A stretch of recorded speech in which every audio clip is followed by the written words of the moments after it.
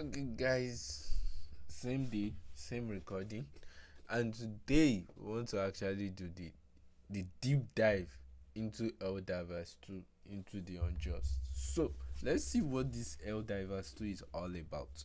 I know it's a game about monsters coming to invade the earth and some bunch of soldiers coming in to actually rescue and all that.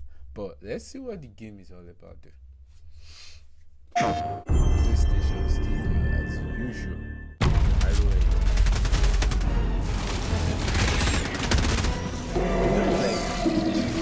And it seems like they get to take the fight to them this time around. So seeing the atmosphere in the beginning is like it's not on Earth. It's not like on Earth. They actually went to Hell. Okay, I'm not really sure if it's Hell though, but you guys get the point. When Into the Unjust launches, Super Earth's maximum security cities have come under an unprovoked attack by the Terminates. To me, it's still slow. It's still slow. I don't know why. The cities have come under an unprovoked attack by the Terminates. Like, see the way the NPC are working. Like, it feels. Terminates. They are slowly. I don't know. It feels more like Gear 2. But Gear 2 was more active than this. A seemingly coordinated attack. This act of terror cannot stand. Now, Helldivers will, for the first time, take the battle to our enemies' homes. They will go deep into the gloom. It doesn't look like it. Because even if they take over it like this, it's not supposed to look like this. To the Terminates' home worlds, their hive worlds, to uncover their mysteries, deal with the bug threat once and for all, and establish themselves as the rightful masters of this galaxy. The bug hive worlds are planets that have been completely terraformed by the Terminates over a long period of time.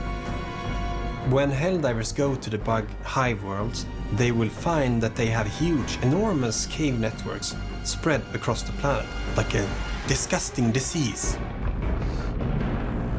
Helldivers go into the caves to gather intel on the bug mutations and to uncover. Oh fuck!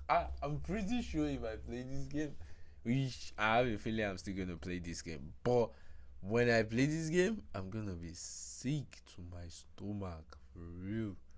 That's the same thing that happened to me when I play Gear 5 on Xbox. Is it Gear 5 or Gear 4 or Gear 4? I don't know. But this type of game are fun to play, but in the process, you get like this type of headache. Like, damn, that killing bug, being scared, running around. It's a good game though. It's a fun game. For the secrets of the gloom. We wanted to really turn the game on its head and see what happens when we put 4 Helldivers underground. In the claustrophobic and horrifying cave systems, some new tactics can be needed.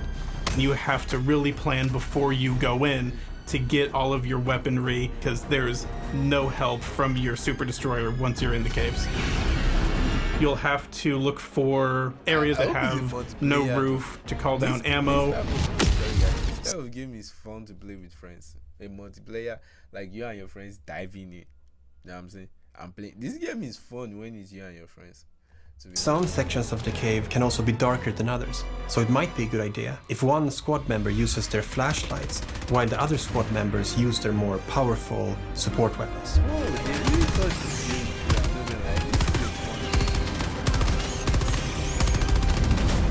But it's just that. It's like So we have for 2 hours. brand new Hive World exclusive missions. We have the Hive Lung, which is what the bugs are using to produce the fog that you see in the gloom. You have to go deep down past all its tendrils and enemies that are protecting it. Bring your backpack hellbomb or just a lot of big weaponry and destroy it. The other big mission is the mobile oil rig. A big, slow... Okay, this, like I said, guys, sorry. This game is like Gear 4. Because in Gear 4, we also dive into the cave. That cave. You guys have played, I'm pretty sure. But it's kind of fun though because you get to like if I'm just wishing it's a multiplayer game that you play with your friend. You get to dive in, but whatever equipment you take in is what you're using. So if you're out of gun, bullets especially, then yeah, you dead. You know what I'm saying? You dead. Just like make sure you get equipped when going in. Like the clunky oil drill that you will drive around on the surface of the hive worlds to drill for the oil that Super Earth is basically farming from the hive worlds. And you can defend this with a big cannon on it, which will be very useful in case some enemies might want to come up and destroy it.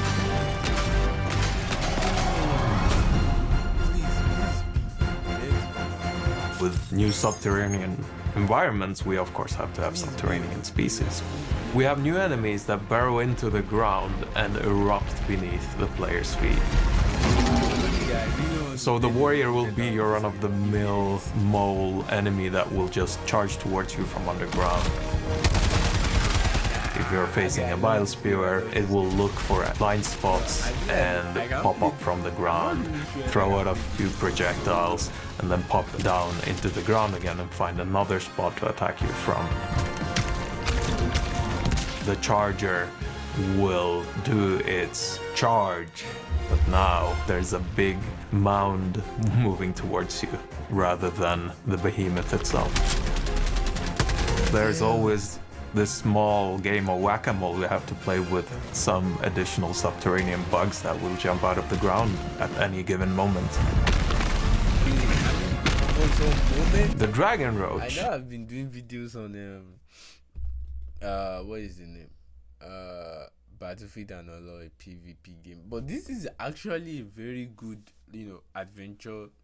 Okay, I don't know what to call it. Can we call it an adventure game though?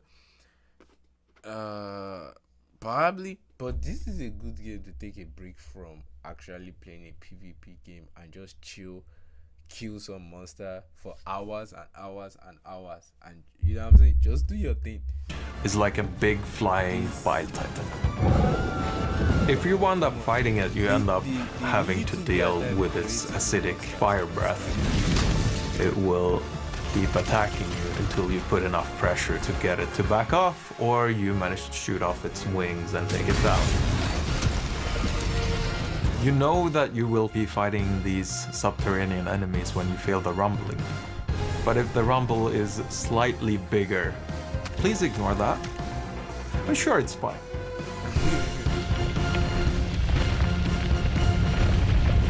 How can you say that?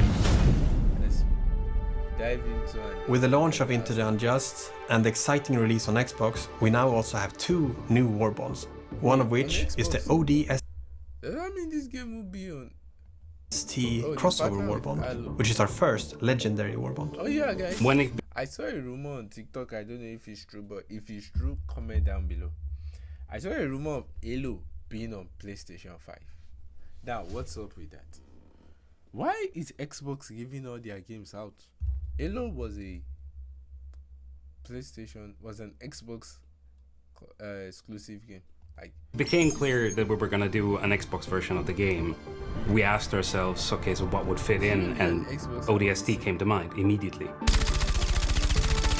We wanted to make the perfect Halo collaboration, so every detail that you would expect to be there should be there. All the weapons have a very iconic look. It's something that everyone would recognize if you're a Halo fan. We got extremely close to the original ODST content. Some small changes had to be made to maintain believability, where... Yeah, those games to Canada, guys. Halo was my favorite game. I played Halo every single day. The ejection port is, like tiny things like that. We're fans of Halo ourselves, so we wouldn't want it any other way than to be absolutely perfect. Pay close attention to the models. We might have snuck in some things. In the end, we managed to deliver exactly what we wanted to deliver, and that's very rare in game development. So Dust Devils is our newest warbond that we worked in collaboration with our partners at Wushu. The Dust Devils are Helldivers that are trained and experienced in fighting in extreme conditions, and they are very useful now that we're going to go deeper into the gloom and fight on these desert planets that are... This is GG. They made sure the game actually has the title of the game follows the game. Like, you know, sometimes the title of the game doesn't even 5% of the time, but this time around they make sure L on Earth and L in L.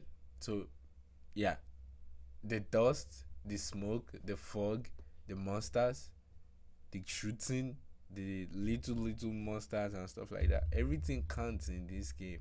For real, this is a thumb up. For real, they actually did a good job in this game. Are infested by a lot of dangerous bugs. So in this warbomb we have 3 new stratagems, 1 primary and 1 throwable. First off, we have a new assault rifle, but there is a small twist on this assault rifle. It's the first assault rifle with incendiary rounds. We have the expendable napalm, which sort of is the airburst rocket without the proximity trigger. Then we have the spear gun, which is a single fire projectile with a gas harpoon. So when you hit the enemy, it will explode into a gas cloud. It's a sort of utility versatile tool. Finally, but not least, we have the solo silo, which is a missile silo contained in a hell pod and a laser designator. And you can paint whatever target you want, and the missile will go to that target and just make a big boom, which makes it possible to attack enemies from a very large Okay, so we have a missile launcher. distance. Yeah, okay. As the story for Into the Unjust develops, players need to venture into new parts of the galaxy, where they will encounter many new kinds of threats. We have many things in store that we are very excited about. Adjust yourselves, because it's time to bring some justice into the unjust. Bro! PlayStation. For real, this is a good game. So you guys should check it out. If you want to check the video out with no interruption, check Helldivers, and don't forget to subscribe and like, because this is a fucking good game. And you guys should tell me what you guys think down below in the comment, and I'll see you guys on the next video.